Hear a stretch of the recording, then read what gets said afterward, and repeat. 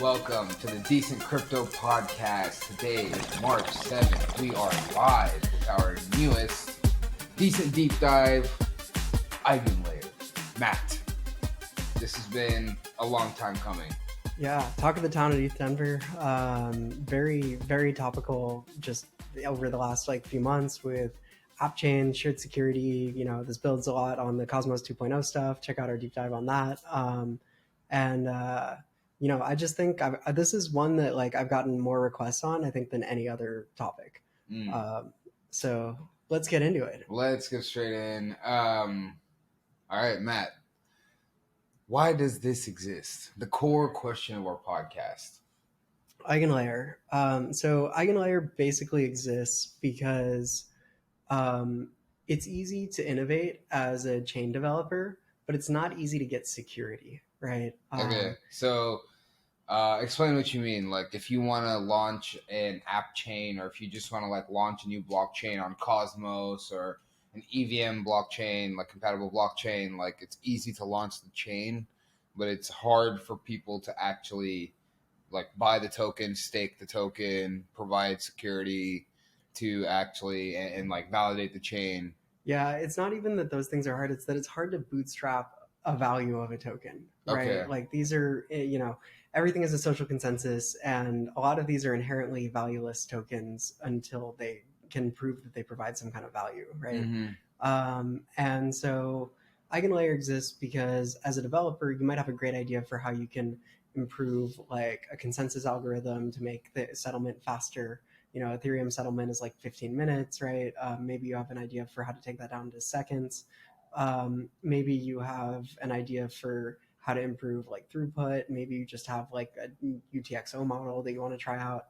And so there's all sorts of places that you as a developer can innovate. But you also have to think about how you're going to create economic security within a proof of stake system. Because when people put assets up for stake, they need to carry some kind of value, right? So otherwise, slashing doesn't really do anything. Yeah. Okay, so basically the problem here is you start a new network, you create a new token around that network, you have people staking it, but if it has no value, people don't care if they lose it. Yeah. Right? If they lose some of that stake because they're engaging in some malicious activity or whatever, right? They don't really care because it's worthless. Anyway. Yeah. So, okay. And is this a problem that a lot of networks have run into, or how, what, is this a problem that we're seeing quite a bit, or? Yeah, I mean, you can remember back to the whole Cosmos airdrop season. Oh yeah, Juno. Yeah. Oh man, Jinx. And I mean, at that one fan, do you remember? Oh my god, I forgot about that fan. I hope they're okay. Yeah. Oh god. We had one fan about 6 months ago who was obsessed with Juno, and Matt told him, we'll do the deep dive once it goes past its all-time low. And the guy never responded. He deleted his Twitter account. And then it just went down 99%. So that happened with a lot of the Cosmos chains, right? Yeah, like you're saying, the airdrop season. Yeah, and it's this idea that if you have a token, you can get some value for it, and it becomes clear that it's not going up in value, you'll just unstake it and sell it. And even trying to figure out the initial token distributions for those things was not easy, and that's why the airdrop season was such a thing. It was however much, say, Juno you have, we'll give you some other token, proportionally, right? And the whole idea is that A, it's really hard to bootstrap value for a token. B, it's really hard to do a fair launch, right? Especially now that ICOs are not the meta anymore. We saw this with Bitcoin. It was a truly fair launch, right? Anybody could mine it, and it was cheap enough to do on a desktop computer for a while. Yeah. With Ethereum, we had the ICO model, and then a relatively fair proof of work based system, right? Yeah. And then everything after that basically became VCs would invest into the early token round, yeah, and dump on retail effectively, right? And so not just creating value for a token, and then you have to have market makers involved, right, on centralized exchanges. Yeah. There, you have to get centralized exchanges to list it. So creating like a price for your token, I mean, you can see it with airdrops today. Look at the Blur airdrop, right? Yeah. Priced at what, like $4, and Right. then like immediately to 40 cents, Yeah. and then back up again to 140, Yeah. and then back down to almost 40 cents Yeah. now. Yeah. So pricing a token, distributing it fairly, just a very difficult problem to solve, right? And so as an app developer, as a blockchain developer, I might not want to have to worry about the bootstrapping of security here. I might just want to outsource that to another token. Okay, I see. So I see where the problem comes in because, especially if you're going to have actual liquidity there, like it's very hard to do that unless you have tons of participants involved. Like you need market makers. Yeah. And you liquidity across many avenues and yeah. Okay, so what is Eigenlayer doing exactly? Like there are various shared security kind of models, right? Like there is the Cosmos shared security model, which is coming out at some point, right? Yeah. Where you can use the Atom token as and you like kind of borrow the security.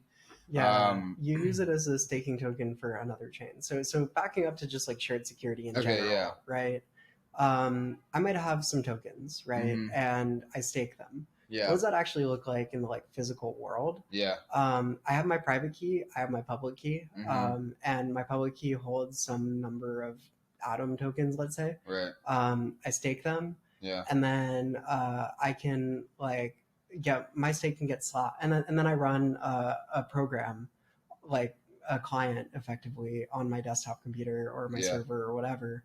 And that software does all of the things that a staker does. So it creates blocks, it comes to consensus, it votes if that's part of the consensus protocol, and it listens for new transactions, it listens for the mempool, and when it's its turn, it makes a block and broadcasts it out to the network. It participates in the gossip protocol and all that. That's like one piece of software that's running on a computer. And that piece of software runs with the private key somewhere on it, so that it can sign blocks, so that it can sign attestations, etc. Right. And that is also how, if that validator ends up doing something that is against the protocol rules, since the private key is attached there, it can also slash or remove funds from that wallet. Yeah, so let's think about slashing just like super basically. Yeah. The primary thing that you're trying to avoid is a fork in the network. Okay. So blockchains are built to create consensus, right? To create one unified view of the world. And the primary thing that you can do to like maliciously participate in the system is to sign two different blocks at the same height and send them out to the network, right? So block number 42069 might be my turn to make a block, right? So I have one block with like one set of transactions, and I have another block with another set of transactions, and I sign each of them saying these are valid. Each of these is the valid next block. I send one to half of the network participants, and I send the other to half of the network participants. And now they don't know how to come to consensus on it. So that's where the slashing takes place. Someone says, look, I have these two blocks at the same height. Basically, that signals to the world that this staker is supporting a fork in the chain. It's supporting two different versions of reality. And that's a slashable offense.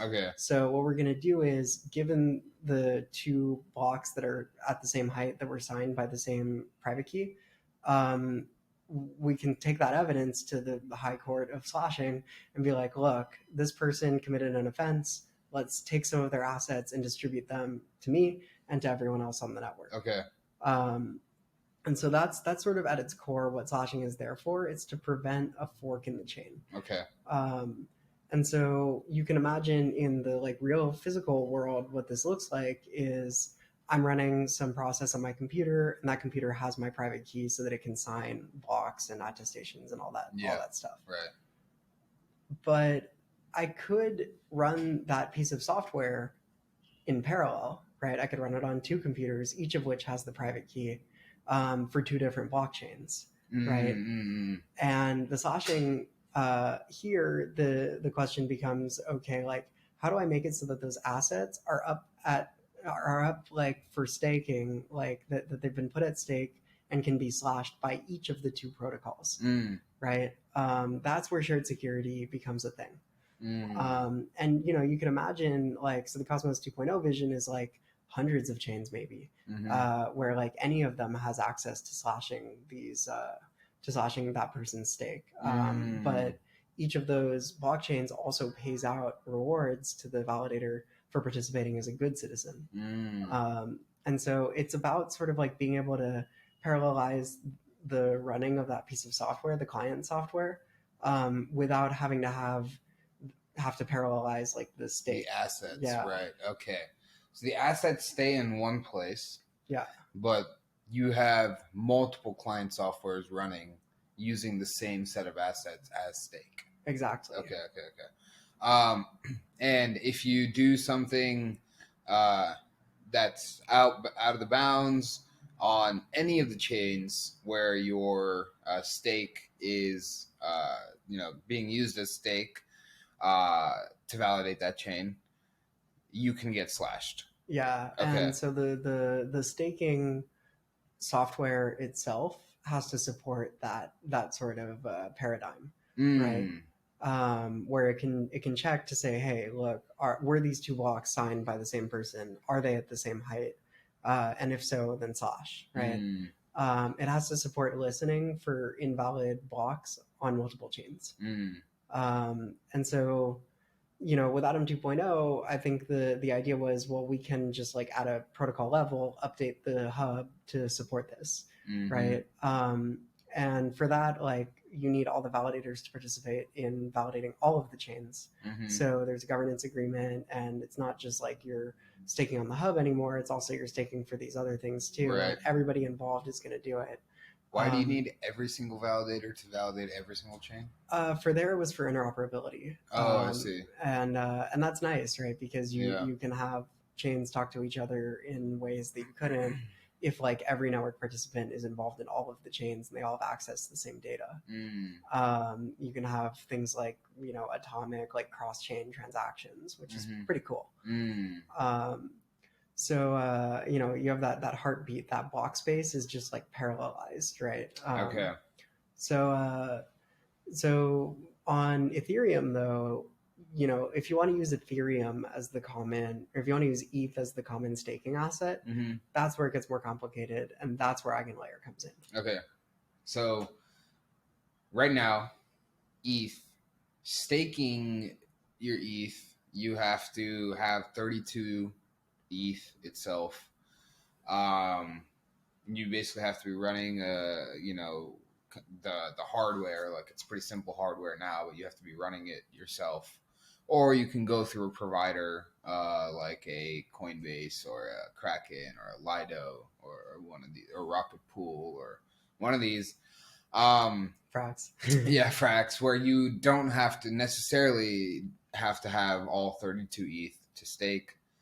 Um, so how does Eigenlayer work? So Eigenlayer has a couple of approaches, right? So the simplest one to think about would accept like liquid staking tokens or liquid staking derivatives as staking assets. Okay. So you stake your ETH through a provider like Lido. You get Lido staked ETH back as an ERC20. You take that ERC20 and you deposit it to the Eigenlayer contract. Okay, I see. And so listen to our deep dive on liquid staking derivatives if you don't know what that means. Yeah. But basically, that's like an easy way to rehypothecate, right? And it's Yeah. been used in DeFi forever as ways to like have liquidity on your ETH. Yeah, you've like, always been able to use those liquid staking derivatives, whether it's ST ETH or CB ETH now, or Rocket ETH, Rocket ETH, RETH. You've been able to use those for to take loans against them, to put them in, like, to LP with them, like to literally anything in DeFi, to even trade against them, right? So it's like, what is Eigenlayer exactly kind of doing that's new here? So Eigenlayer is organizing the staking and slashing for other chains now. Okay, I So see. once you've deposited those assets into the eigenlayer contract, let's say there's a minimum of 32 ETH, just to keep it simple. So I take my 32 ETH, I deposit them to Lido to get stake, and then it gives me 32 Lido staked ETH back. Yeah.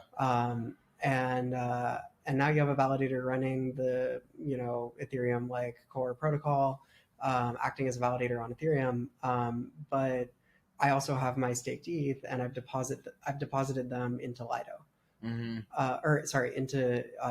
Eigenlayer's contract. Now I say to Eigenlayer, look, I have 32 ETH and I want to validate this protocol.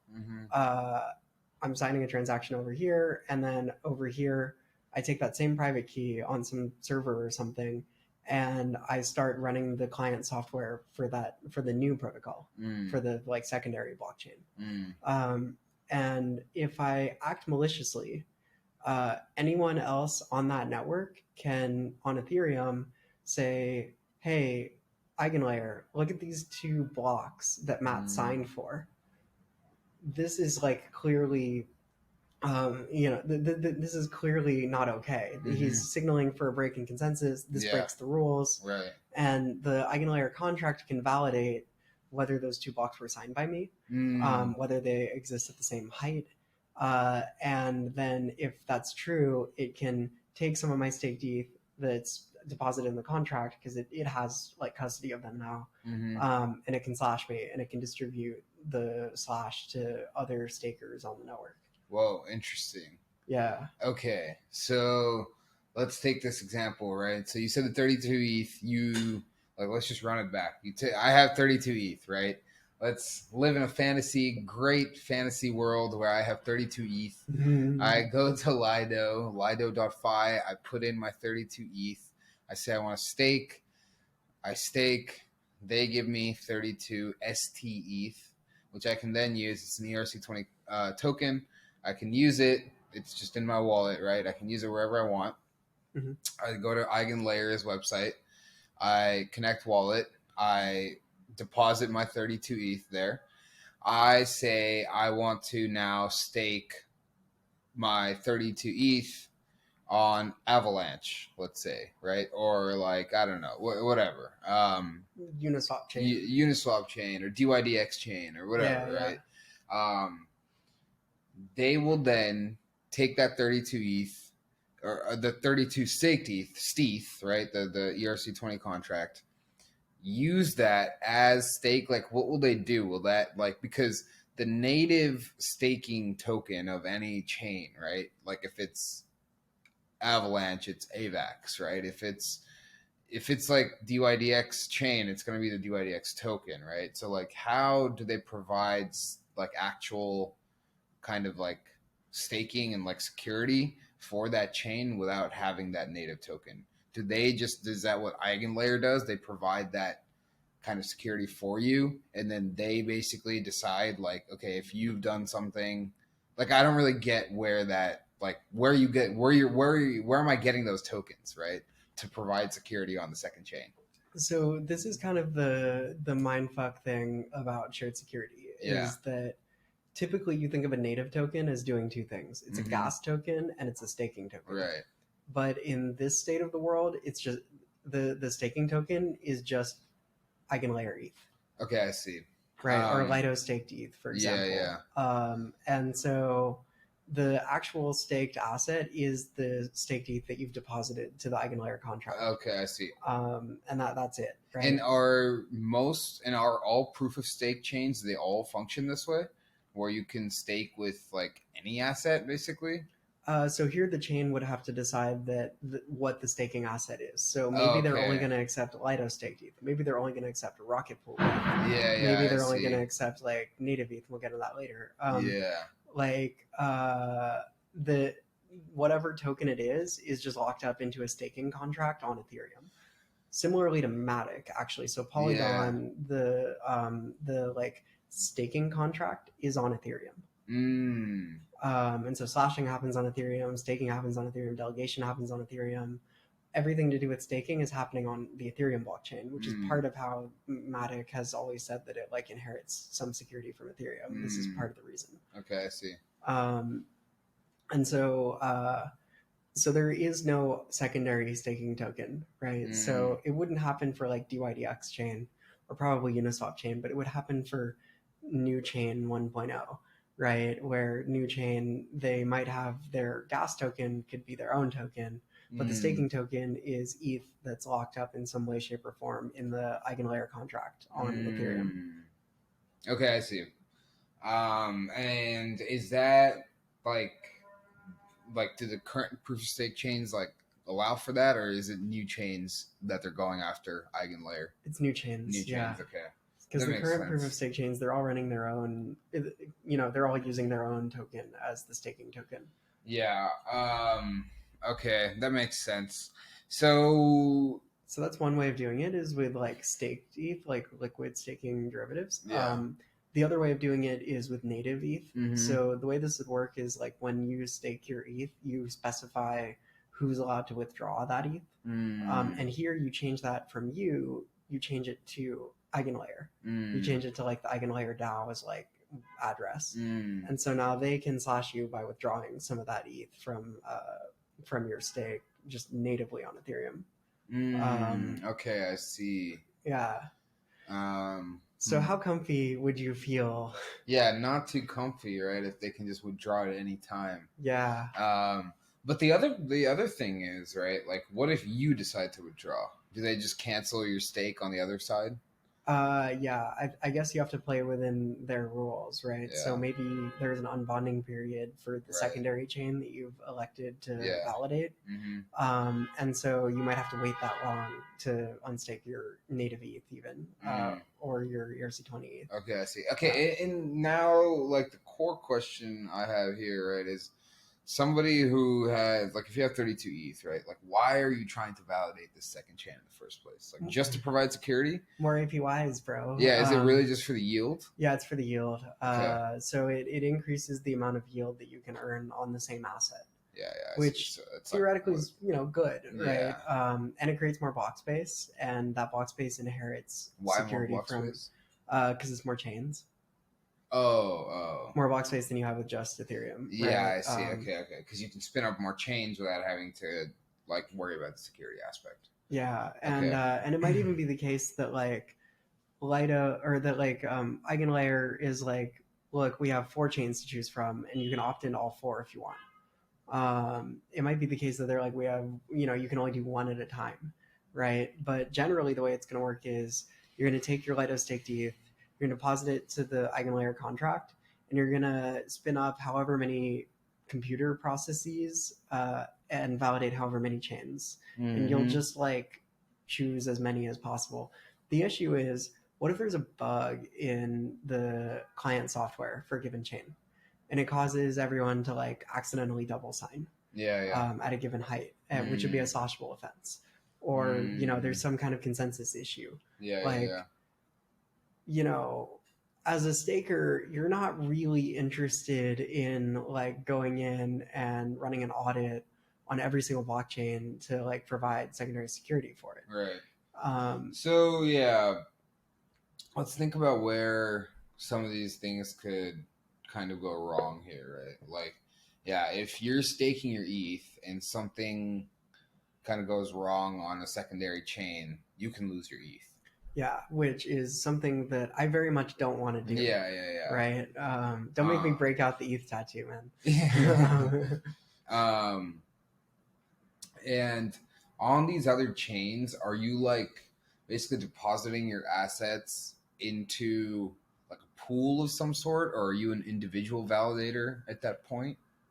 It could go either way, right? Yeah. I mean, you could imagine maybe Eigenlayer runs their own set of validators, similar to like a Lido, right? And they partner with people that are running validators. You know how Lido, you deposit your Yeah. asset and then they handle the rest. Right. This could be like that with secondary chains, where you deposit your asset, which is like a liquid staking derivative of ETH, and then they handle the rest. Mm. Or it could be like you run your own validator, right? Yeah. So I guess the core question there that I'm asking is like you're basically trusting Eigenlayer, right? Yes, you are very much trusting Eigenlayer, Okay. right? In both instances, right? Yeah. You're trusting them from a DAO level to not like fuck you somehow. If like if they've built in like a backdoor to like steal everyone's staked ETH or something. Yeah. And if there's one thing we know about DAOs, it's that if they can fuck you, like then they can just do that, right? Yeah. You have no recourse for sure. You have no recourse. Your ETH is in their contract. And if you're staking ETH, I would argue that you're someone that likes ETH, that Yeah. really doesn't want to put that at risk, right? So I think there's that as a primary concern is like, what if Eigenlayer fucks you? There's a secondary concern, which is like, what if the protocol fucks up? Right. So let's Like the imagine Eigenlayer protocol itself. some other chain fucks up. Oh, So I see. the other chain that you're validating, like maybe they had a bug in their client software that causes you to accidentally double sign. There should be some way of rolling that back, right? Of stepping in and being like, whoa, whoa, whoa, whoa. This wasn't Matt's fault. There was a bug in the client software. Don't slash him for that, right? And so there is an override here, Yeah. which is the proposal by the Eigenlayer like DAO. I think they call it Layer Labs or something. Is to have a backdoor built in that can override slashing, that can roll back slashing effectively, in the case that like there was some issue with like the client software that like wasn't that person's fault. They weren't trying to be malicious. They weren't actively like trying to double sign. They just like accidentally did it because there was an imperfection in the client software. And so what they've said is we'll set up and moreover, like you don't want to have to audit everything that you've opted into validating, right? Yeah. So what they've said is like, all right, our DAO is gonna audit everything. Interesting. And they'll have the keys to roll back any slashing as appropriate. So if you're maliciously like double signing at a certain block height, then like they're not gonna like roll back your slashing. But if you're accidentally doing it because of some bug, then they'll do it. Or if there's a bug in the Eigenlayer smart contract, like they'll give it back, right? Okay, so you're trusting them there too. Yeah. Or you're trusting the DAO at least. You're trusting the DAO. Yeah. And this isn't like a simple thing to trust, right? Because fully auditing a smart contract is one thing. Auditing an entirely new blockchain is completely different. And it could be in God knows what programming language, right? If you're going for throughput, it could be in Rust, right? Yeah. And this was an issue with like the wormhole hack. The reason the wormhole hack happened was because like it's not like it wasn't audited. It was just that like there was a bug and it was in Rust and like nobody caught it because it was so like niche, right? Yeah. So who knows what kind of shenanigans like you could accidentally introduce in a new blockchain. You need to be really careful about that. Right. Okay. And so you need that Eigenlayer DAO to be full of like protocol experts, people that really know what they're doing, that are able to like dive deep and make sure that like the client software is going to work as intended, or else like, you could wind up accidentally fucking up everyone's stakes. And then if it's staked on multiple chains, the other chains aren't going to know what to do, right? Because they need to assign stake weight to people based on how much they have, and if they're getting slashed, like they need to respond to that. And so and then so every chain that's getting validated by Eigenlayer based stake is going to have to know how to interoperate. If like you're validating some other chain and like you fuck up and like get slashed, it's going to need to be able to handle that within its code, and pay you staking rewards and whatever, as a result. So the idea here is that you will basically just take your ETH or whatever asset, staked ETH or whatever, and be able to validate for many chains, like not just one other one. Yeah, exactly. Okay. That can introduce many problems there too, because if one messes up, the other chains will not know what to do, or whatever the case may be, and then it causes kind of a ripple effect. Yeah. Okay. Interesting. So if really, I mean, I can definitely see the appeal here, right? Like if you see this future around, app chains or, new chains that are just continuously getting spun up that need to get security from somewhere. You can have just one asset or a few assets, core assets that are really providing all the security. And from a staker's perspective, if you have 30, 50 ETH, whatever, yeah, you could be validating for 50 chains and collecting, whatever. Initially, it'll probably be like higher APYs too, right? Because on ETH, you're getting what, 4 or 5% right now. Yeah. But on many chains, it's higher. And on new chains that launch, it'll probably be 100%, 200%, right? So I can definitely see the appeal there. But there are risks, Yeah. like the risks that we just laid out. So just going back, there's more, like the big risks are one, you're trusting. First of all, you're giving access to EigenLayer to withdraw your ETH. Not just access, effectively ownership. Ownership, sure. While it's staked, Yeah. and while it's in the deposited into the EigenLayer contract, you're basically giving them ownership of your ETH. Yeah. And it's being staked elsewhere. They're doing other things with it, but basically they have complete control of it, right? Yep. Then you're trusting that the blockchains that you're providing security for, that your assets are being used as stake for, will actually not mess up and not do something to cause you to get slashed on the main chain, on the original chain. And in between that process, you're trusting EigenLayer that if that does happen, their kind of DAO prevents you from getting slashed on the main chain, on ETH, right? So that's kind of, those are the main kind of what, not really attack vectors, but kind of like trust assumptions. Trust assumptions, yeah, that you're making. And it's not just so to clarify, like it's not like they can slash you on the like native ETH like staking. Oh, they can just take it. They just take your they take it. I see, yeah. And so in the ERC20 version of the world, it looks like them taking your Lido staked ETH, and in the native version of the world, it looks like them like withdrawing some of your ETH. Right. So they don't slash you. It's if you get slashed on the secondary chain, or if something kind of goes wrong on the secondary chain, then they just take your assets on the main chain get taken. Okay. It's the trust me bro version of security. Okay, I see. So, interesting. So that's where the trust assumptions lie. Are there any other like issues or other kind of like things within EigenLayer to be aware of? So there's an interesting like corollary here, right? Which is,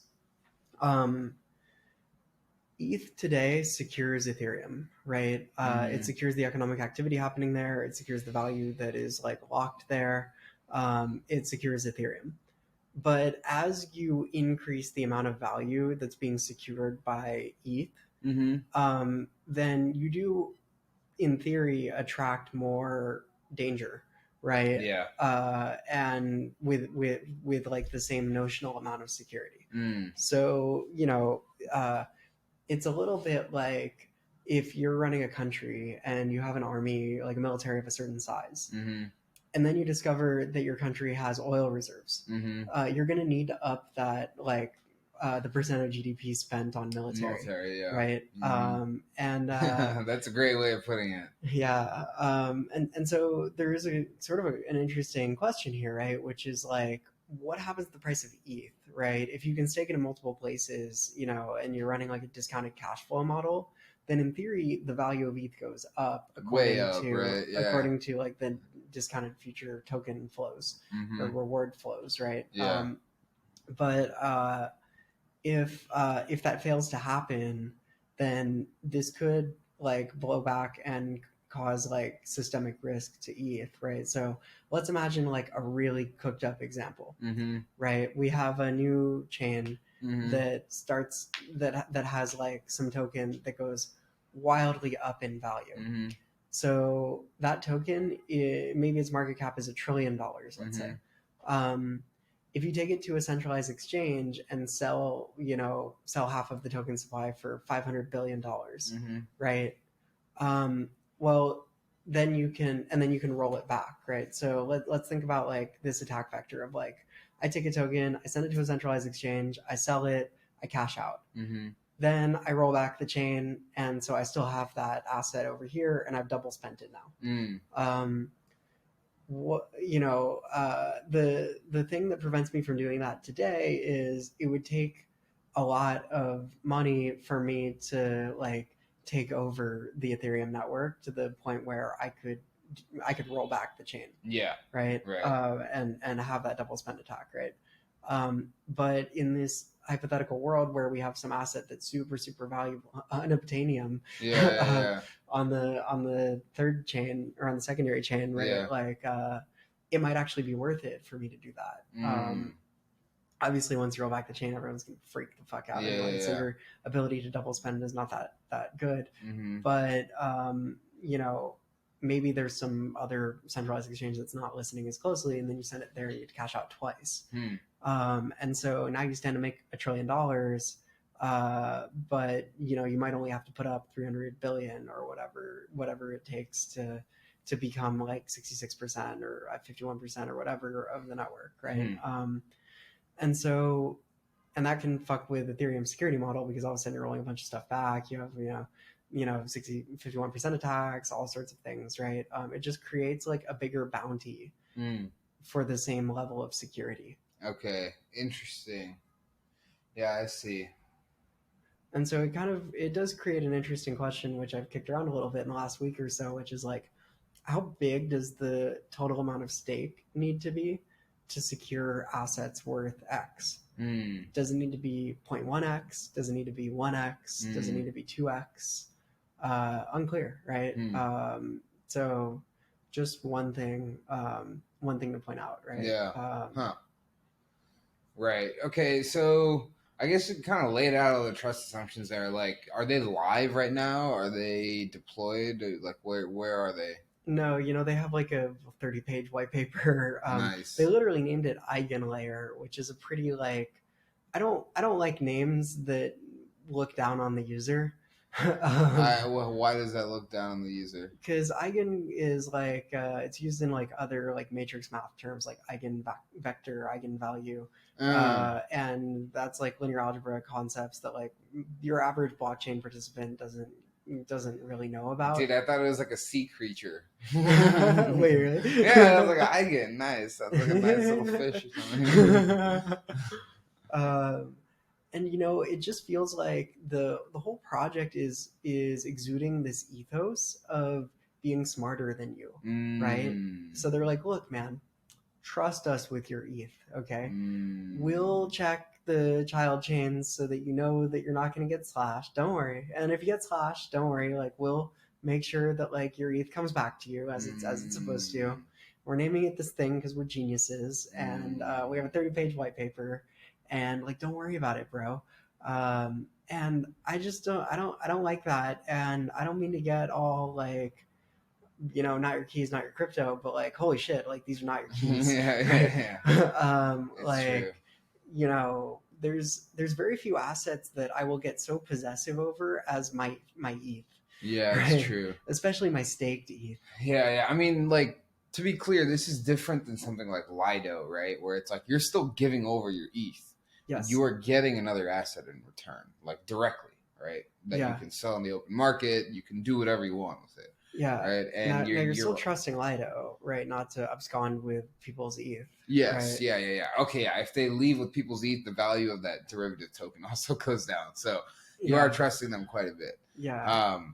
But you at least have that, like, I don't know, 1-to-1 derivative token that is in your wallet, right? Yeah. Whereas here, you're basically, your stake is still there. It's still there, but it could be gone at any point. Like, yeah, and theoretically, so could the Lido stake. They could withdraw it to the Lido governance contract and send it to themselves, right? Or whatever, but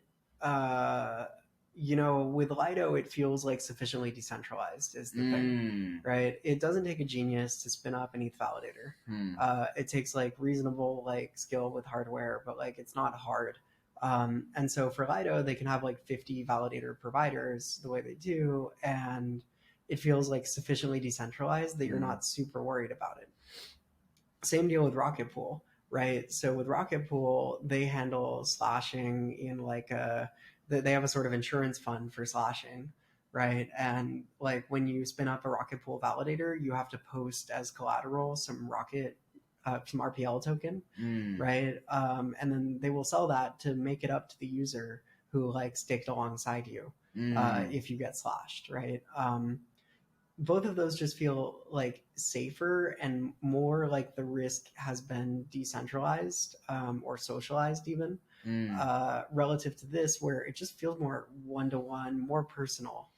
And the decision of who's going to validate a chain is a much harder, of whether or not to validate a chain is just a much more complex one than whether or not to spin up a new validator. Like it's easy to spin up a new validator. It's very hard to go in and audit like a brand new like blockchain, right? Okay. So you don't really see the usage picking up. Well, I think it'll pick up. Yeah, I think this is gonna work really well. I just would it crosses too many trust barriers for me to want to do it myself. Because let's say I'm doing this right. First, I have to trust Lido. Then I have to trust Eigenlayer. Yeah. Right. And I have to trust them in a bunch of different ways. I have to trust them not to run off with my ETH the way I have to trust Lido not to do that. I have to trust them not to like pick up a protocol that like winds up fucking up the like consensus. And I have to trust them that if that happens, they are in fact going to step in and like not unslash me. Yeah. And I have to trust that they're not going to unslash anyone that does behave maliciously. And so the whole thing winds up just feeling super centralized. Yeah. But it's almost like gotta be, right? Like choosing whether or not to validate a chain is a very personal decision. And so I think like do you get to choose that within Eigenlayer, or do they make all these decisions on your behalf? they'll probably allow you to do both. Right. But choosing whether or not to, it just feels personal. It's very intimate, right? Yeah. It's like that's my stake, man. Yeah, I'm putting that directly at risk here.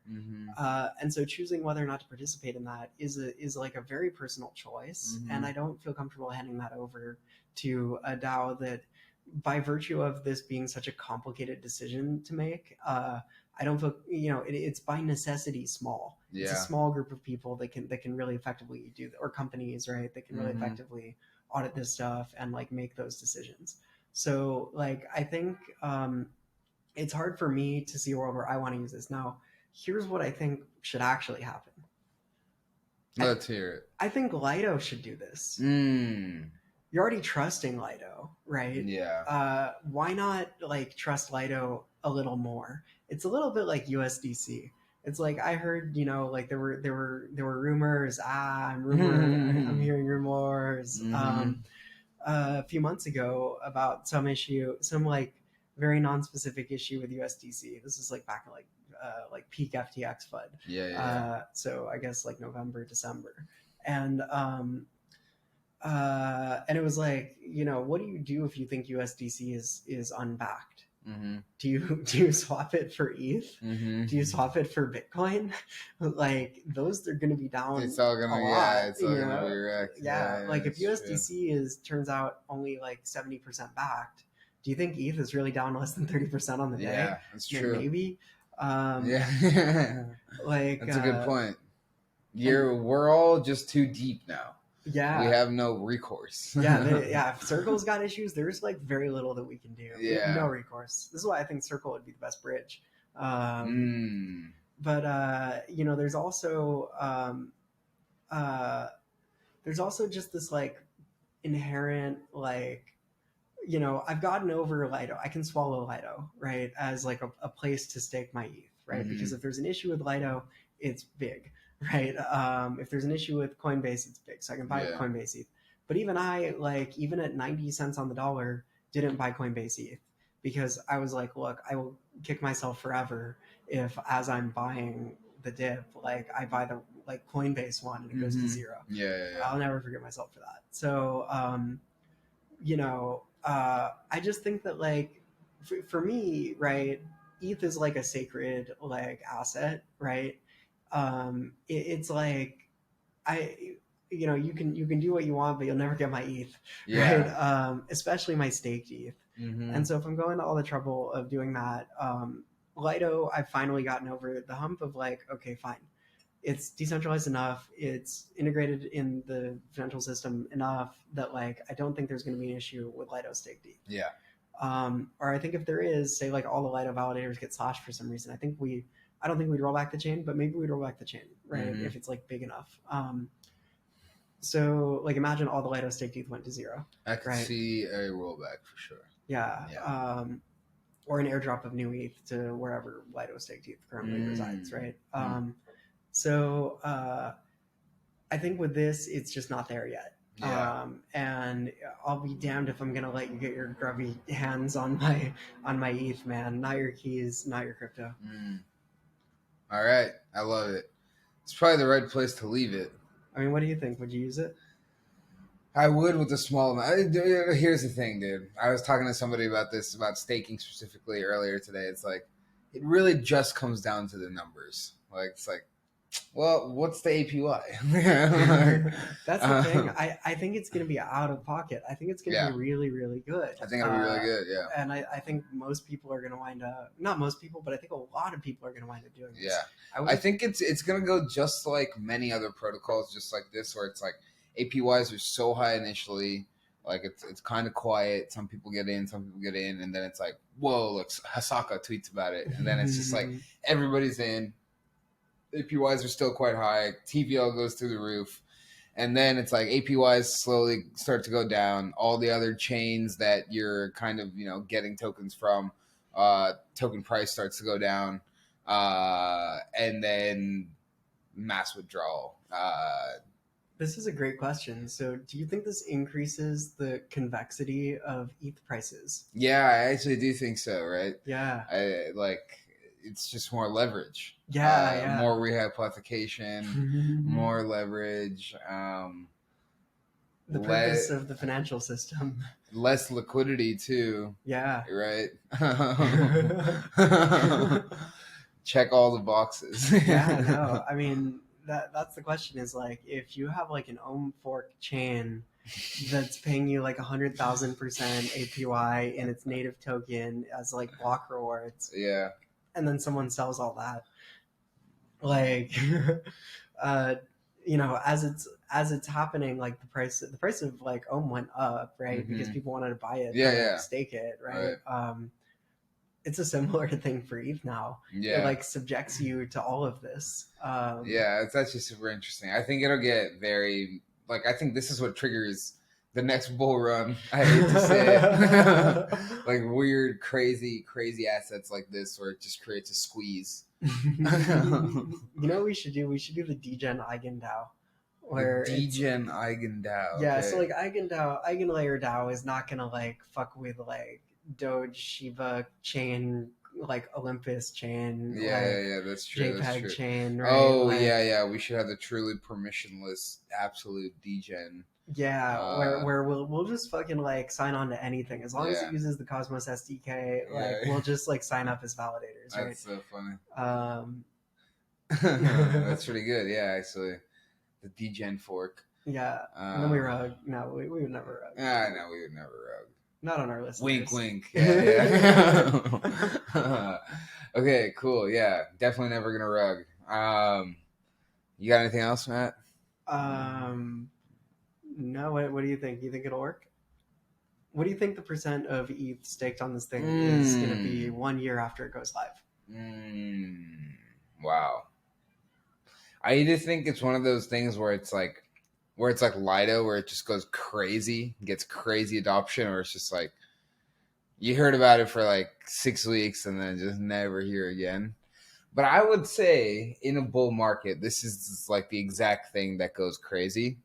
So yeah, would guess like, I don't know, maybe like at its peak it gets to 30%. Wow. Yeah, I'm bullish. Holy shit. Yeah, I'm bullish. 30% of the world's ETH, like up to 1 DAO. No, that's actually isn't that what Lido's at? Is it at 30? It was at 30 at some point. Yeah. Holy shit. Okay. But now that I'm thinking about it, maybe we're in a different time. I'll go with a little lower. I'll go with like 13%. Okay. Over under on 30. I'll take the under still. You'll take under? Okay, yeah, that's fair. I think I was gonna say around 10. Okay. Wow. All right. Yeah, Eigenlayer. I think that they just have the right product for like a real degen kind of situation, you know? Yeah, for a group of people that sounds so academic in all of their like discourse and Hmm. messaging, and Yeah. like, you know, it's smarter than you, like look down on the listener, right? Like, Hmm. this is a fucking degen Yeah, product. yeah, This is it's a so really degen degen. Yeah, product. yeah. I This was is like, like, who cares about the trust assumptions, man? Just yeah, like, just so validate throw, yeah, more block space, bro. Come on. amazing. Token's a token. Yeah, yeah, straight up. Just keep the farms going. All right, cool. This has been Eigenlayer, another decent deep dive. We'll be back later in the week with a recap of everything that happened. Thanks for tuning in. Have a great week, everybody. Till next time, stay decent.